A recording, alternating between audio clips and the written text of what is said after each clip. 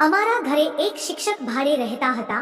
એક દિવસ તે મારા ઘરે આવ્યા. હું કામ કરી રહી હતી. અડધી કલાક સુધી. નમસ્કાર મિત્રો, મારું નામ કવિતા છે અને મારી ઉંમર 40 વર્ષની છે.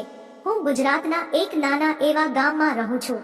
મારો પરિવાર ખૂબ જ પૈસાદાર છે, એટલે અમારી પાસે ઘણી બધી જમીન છે અને મારા પતિને નજીકના શહેરમાં સારો એવો ધંધો પણ ચાલે છે અને પૈસાદાર હોવાથી અમારું ઘર ખૂબ જ મોટું છે. અમારા ગામની નિશાળમાં ભણાવવા આવતા 2 શિક્ષકો અમારા ઘરની રૂમમાં ભાડે રહે છે. જ્યારે અમે ઘર બનાવ્યું હતું ત્યારે મારા પતિએ વિચાર્યું હતું કે આપણે 2 રૂમ અલગથી બનાવીએ, જેથી ગામમાં કોઈ શિક્ષક આવે તો તે અહીંયા ભાડે રહી શકે. એટલે છોકરાઓને ભણાવવા માટે થોડા દિવસ પહેલા અમારા ઘરે 2 શિક્ષકો રહેતા હતા. તેમાંથી એકની બદલી બીજા ગામમાં થઈ ગઈ, એટલે હવે એક જ શિક્ષક અમારા ઘરે રહે છે. તેનું નામ મહેશભાઈ હતું. હવે મહેશભાઈ પણ એકલા પડી ગયા હતા. જ્યારે પણ હું મારા ઘરનું કામ કરતી હોઉં ત્યારે તે પોતાની રૂમમાં બેઠા બેઠા મને જોયા કરતા. જોઈને મને હંમેશા એવું લાગતું કે મહેશભાઈ અહીંયા પોતાની પત્ની વગર રહે છે, એટલે મારી જેમ તેની પણ અધૂરી હશે.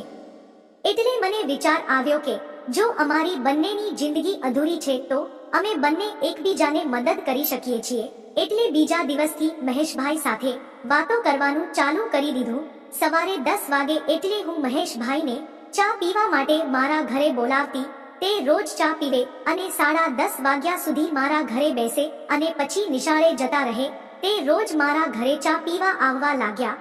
હવે તો હું ના બોલવું તો પણ તે સામેથી 10 વાગે એટલે ઘરે આવી જાય. ઘરે આવીને તે કહેતા, ભાભી ચા બનાવો, તમારા હાથની ચા પીય લવ. અને પછી હું નિશાળે ભેગો થા. થોડા સમયથી તેની નજર પણ મારા માટે બદલાઈ ગઈ હોય એવું લાગતું હતું. હવે જ્યારે તે મારી સામે જોતા ત્યારે મારા ચહેરા કરતા તેની નજર મારા ડાબલા પર વધારે પડતી. એક દિવસ મારે સ્નાન કરવાનું થોડું મોડું થયું. હું 10 વાગે સ્નાન કરવા ગઈ અને થોડીવાર બાદ મહેશભાઈ ઘરે આવ્યા. આવીને બોલ્યા, ભાભી ચા બનાવો. હવે તમારા હાથની ચા પીધા પછી હું નિશાળે ભેગો થા. એટલે મેં તેને કંઈ જવાબ ના આપ્યો. હું મારા બાથરૂમનો દરવાજો ખુલ્લો રાખીને સ્નાન કરતી હતી.